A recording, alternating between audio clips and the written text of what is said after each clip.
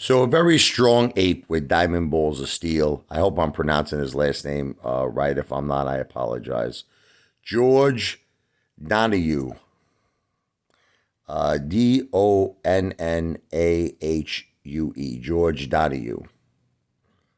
But I remember George when I first learned about him was he was the ape who actually filed a lawsuit against Citadel, and I remember making a video about it, saying how proud I was of him and what a powerful, strong ape he is, and how much respect I have for him. I have a lot of respect for him, and I just saw a video where he was on a flight and he was in the air and there was mechanical problems on the airplane and they had to have an emergency landing. They had to drop the oxygen masks. And he was saying the first thing that came to his mind is, did the Hedgies sabotage this flight? And of course they didn't. But it just goes to show you like how paranoid all of the apes have become, because we're fighting so much manipulation every day, so much corruption. Gary Gensler's not doing his job. The Department of Justice are not doing their job. I mean, nobody's doing their job. The DTCC, FINRA, and I say it all the time. I say it all the time. I mean, where's the synthetics? They don't have to disclose their synthetic positions, these hedge funds. It's like Gary Gensler comes up with the transparency rule. It sucks big rhinoceros friggin' bulls, his transparency rule. You gotta, even Elon Musk said it. Elon Musk reached out to Gary Gensler. He said, with this transparency rule, he says, great idea, include synthetics. In other words, the hedge funds don't have to include their synthetic holdings. So nobody knows what they're dealing with, okay? It's insane in the membrane. But first of all, I just want to say to you, George, thank God you had a safe landing. God bless you, brother, and God bless your family. I'll just tell you really quick, okay, just in passing. I had a very scary experience on a plane. I was coming home from the Virgin Islands, from St. Croix, and we're flying over the ocean. And I remember it was a big, gigantic plane, like a 727 or something, a huge plane. And there was literally only, I swear to you, I know this is going to sound crazy to you, but it's the truth. There was only four people, me and my buddy Steve, who passed out. He was just like, we were drinking on the plane. He was just out of commission. And I swear to you, I know you're going to think I'm lying to you. There were two Mexicans, and one of them had a guitar. And I don't know why but they allowed him to have the guitar on the plane. I swear to you, maybe because there wasn't that many people on the plane, right? So long story short, I start seeing the whole sky turns white. The whole sky, it's white. And I'm saying to myself, what's happening? What's going on? So I said to the male, it was a male, stewardess. It wasn't a woman. It was a male.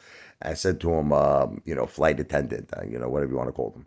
I said, what is all of that? Why is the sky white for? I was sleeping. I just woke up. I'm like, is it the morning? I thought maybe it was the sun or something. The whole it was all white in the sky. He says, no, that's lightning. So I said, wait a minute, lightning? He goes, yeah, lightning.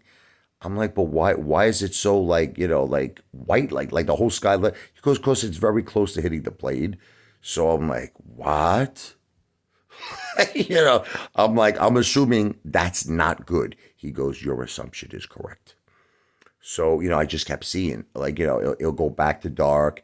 And then, 10 seconds, 15 seconds later, it all turned white. So I keep thinking to myself, that lightning's going to take out the plane. And then all of a sudden, okay, the captain, goes on the loudspeaker. He says, the seatbelt sign comes on. He puts the seatbelt. We all have to put our seatbelts on. He goes, we are entering, okay, at the time there was Hurricane Ivan. And he goes, we're going to enter tremendous turbulence because we're passing Ivan. This was during that time. So I'm like, what the F's going on, right? We take a 10,000 foot drop. I swear to you, we take, the whole plane, it took a nosedive. I'm screaming. The Mexicans are like playing guitar. Guantanamo. Mm-hmm. You see your Guantanamo. I'm screaming. My friend Steve doesn't even know what's going on. He's like, my friend Steve's like this. just completely wasted, right? Guantanamo, right? So all of a sudden, the steward is, right? He's actually not even strapped in.